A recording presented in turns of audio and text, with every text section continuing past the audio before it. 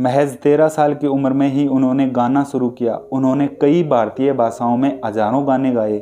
Hindi cinema में female playback singing में छत्रराज किया था। उन्हें देश के सर्वोच्च नागरिक सम्मान भारत रत्न से भी नवाजा जा चुका है।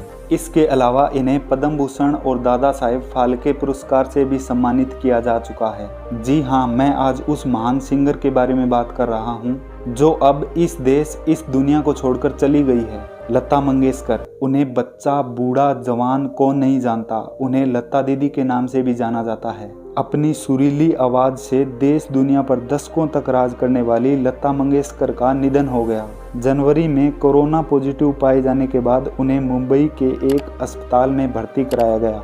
बाद में वे न्यूमोनिया से पीड़ित हो गई। हालत बिगड़ने पर उन्हें वेंटिलेटर सपोर्ट पर रखा गया। उनकी हालत में सुधार के बाद वेंटिलेटर सपोर्ट भी हटा दिया गया, लेकिन 5 फरवरी को उनकी तबीयत दोबारा बिगड़ने लगी। उन्हें फिर से वेंटिलेटर पर रखा गया। आखिरकार 6 फरवरी को सवर कोकिला ने आखिरी सांस ली। वह 92 साल की थी। लता के निधन पर भारत समेत दुनिया भर की दिग्गज हस्तियों ने शोक जताया। प्रधानमंत्री नरेंद्र मोदी ने लता के साथ कई तस्वीरें ट्वीट करते हुए लिखा, दयालु और सबका ध्यान रखने वाली लता दीदी हमें छोड़कर चली गई। वह हमारे देश में ऐसी शून्यता छोड़कर चली गई जो कभी भर नहीं सकेगी।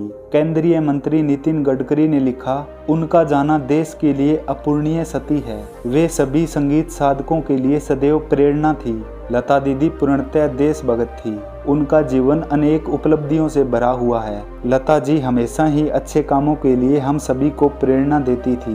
भारतीय संगीत में उनका बहुत बड़ा योगदान है। 30,000 से ज्यादा गाने गाकर उन्होंने दुनिया को सुरों से नवाजा है। लता दीदी बेहद ही शांत स्वभाव और प्रतिभा की धनी थी। शिवसेना के प्रवक्ता एवं राज्यसभा के सांसद संजय राउत ने लिखा, तेरे बिना भी क्या जीना। लता मंगेशकर के गाए सबसे लोकप्रिय गीतों में से एक ए मेरे वतन के लोगों। पहले लता ने कवि प्रदीप के लिखे इस गीत को गाने से इनकार कर दिया था, क्योंकि रिहर्सल के लिए वे समय नहीं निकाल पा रही थी। कवि प्रदीप ने किसी तरह उन्हें इस गाने के लिए मना लिया था। इस गीत की पहली प्रस्तुति दिल्ली में 1963 में गणतंत्र दिवस समारोह में हुई थी। लता इसे अपनी बहन आशा भोसले के साथ गाना चाहती थी। दोनों साथ में इसकी रिहर्सल भी कर चुकी थी, मगर इसे गाने के लिए दिल्ली जाने से एक दिन पहले आशा ने जाने से इनकार कर दिया था। तब लता मंगेशकर ने अकेले ही इस गीत को आवाज दी और यह गीत अमर हो गया। अटल जी की बात सुनकर हैरान हो गई थी लता। पूर्व प्रधानमंत्री अटल बिहारी वाजपेयी और लता मंगेशकर एक दूसरे का बहुत सम्मान करते थे। लता उन्हें दद्दा कहती थी। दोनों से जुड़ा एक दिलचस्प किस्सा है।